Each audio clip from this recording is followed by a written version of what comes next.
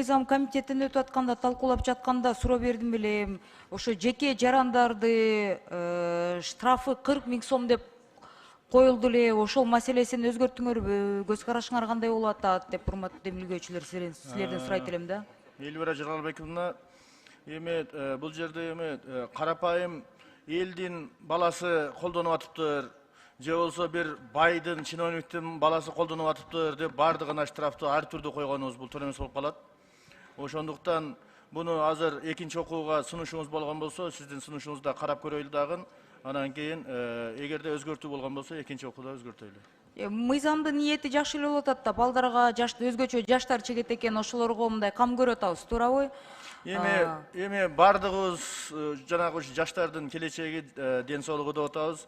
Анан кийин буларга эми штрафыны кээ бирлерине чектөө коюп, кээ бирлерине азайтып койгон болсок болбой калат.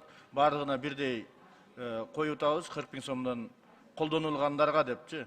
Жаштар дагы, орто жаштагы дагы, карылар дагы колдонот буну. Кээ бирлери азыр ушул жерде кээ бир министрлерибиз деле чегип жүрөт, билебиз, көрдүбүз.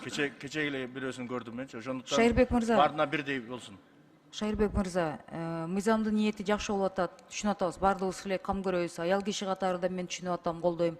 Бирок бул жерде бир маселе бар да, билесиздер. Бизде парламентте өткөн чакырылышта эле тамеки чегүүгө каршы мыйзам келген да, өткөргөнбүз, президент да кол коюп берген. Андан кийин ал убакыттан бери мына канча жыл өттү. Ал чакырышта мен бар болчумун. 1 000 сом штраф болчу, анан 3 000 сом штраф болду. Бирок жыйынтыгында баары бир эл тамеки чегип жүрөт ошол имараттардын ичинде деле. Ага мындай тыюу салганыбыз менен аягы деген эми сөзүн ачыгы пара менен бүтүп атат да, текшергенде.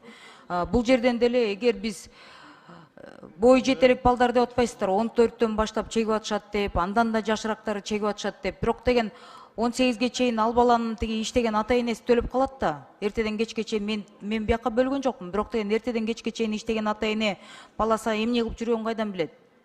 Анан кийин деген үйдө ызы чуу болуп, бул аягында бир трагедияларга алып келбейби? 40 000 сом деген өтө чоң. Баары бери соразмерность деген бар. Эми юрист катары сиз да аны түшүнөсүз. Ошо соразмерность акыларыбыз 40 000 сом жок дегенде 40 000 сом болсо, биздики эмес, жогорку кеңештин акылары көбүрөөк. Именно ошол биз иштеген жарандарыбыздын Бишкек шаарында орточо акыларды билесиздер да. Минимальный прожиточный минимум менен жашаган адамдарды, пенсияларды билебиз. Анан бул жерден мен суранат элем да. Мен ойлойм, сиз дагы эми ата катары түшүнөсүз да, ортодо деген аябай көп ажырым болуп атат. Анан келип текшерсе 40 000 сом жок болсо, анда келип менин чөнтөгүмө 10 000 сом бер деп, ошонун аягы пара менен бүтүп калат деп мен коркконум ошол болуп атат. Коррупционный риск деп коет да, мындай юридикалык жактан ушундай мыйзамдарда. Тамеки чеккендер деле 3 000 сом канча төлөгөнүн, канча адам кармалганын мен комитеттен сурадым элем, мага жооп бере албай коюшкан. Мүмкүн бүгүн даярданып келишти болуш керек, сурандым элем. Анда аягында деген биз жарандарыбызды 14-төн 18ге чейин, андан да чоңураак балдарыбызды кам көргөн ата энелер бар. Иштебеген жаш балдарыбыз деле көп да. Анан жумушсуздук болуп аткан убакытты эле эске алыш керек да. Ошону мен баарын эске алганыбыз менен таптакыр парламентте эми бизди сүйгөн деле киши жок. Бирок таптакыр жек көргүздүрүп жатабыз да. Жалаң байлар отуруп алып 40 000 сом штраф силерге, может, нормальный. Эл кантип элден алыстап кеттиңер, кантип жашап атканын билбейсиңерби деген сөзгө ошого душар болуп калбайбызбы деп мен коркуп атам да. Мыйзамыңызды колдойм, бирок могу штраф жагын карап бербейсиздерби? Рахмат, Элвира Жаралбековна.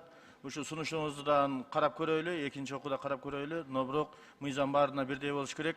Сиздин шайлоочуңуз биздин деле шайлоочубуз, ошон үчүн баардыгыбыз Аз айтканга сиз макул болосуздар, Экинчи сунушка сүйлөшөлү берейин, анан кийин чогуу карайлы. Рахмат анда.